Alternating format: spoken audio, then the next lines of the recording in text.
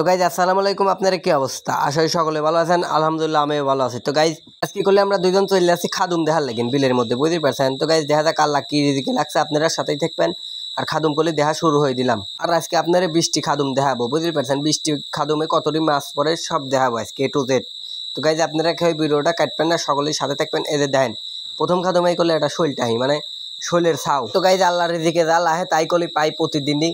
তো গাইজ আপনারা কেউ ভিডিওটা বলেও কাটবেন না। তো চলেন যাই, প্রত্যেকটা খাদুম দেখবো আর প্রত্যেকটা খাদুম দেখাই ভিডিও দেবো। এটি দেখতেছেন না, এটির নাম কি কন্ত?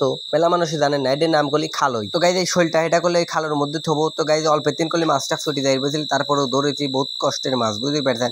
তো গাইজ হ্যাঁ 4-5টা খাদুম দেখার পর করলে এদের দেখেন এতটি মাছ পাইছি। 4-5টা খাদুম ধরা আপনারা হয়তো দেখাবির পান নেই, তারপরেও দেখালাম। তো গাইজ এখন করলে সামনের দিক চলে যাবো, আরো খাদুম আছে সামনের দিক, এখানে করলে আর থাকা যাচ্ছে না। পানির মধ্যেই এখন ড্যাঙ্গার দিক যাওয়া লাগবে আস্তে আস্তে, বুঝতে পারছেন? মানে শূন্য জায়গায়। তো গাইজ দেন কাঁধে করলে খালোই নিয়েছিলাম। আপনার মেলা মানুষের প্রশ্ন, ভাই হাতে লাঠি হ্যাঁ, আসলে লাঠিটা হাতে রাখার কারণ সাপ পোহা পড়ি পারে খাদুমে, বুঝতে পারছেন? সাপ পড়লে পরে বাইরে যাতে মারা যায়, এই লেগিন লাঠিটা লাহা, বুঝতে পারছেন? সকলে ভালো থাকবেন, ভিডিওটা ভালো লাগলে ফলো করবেন।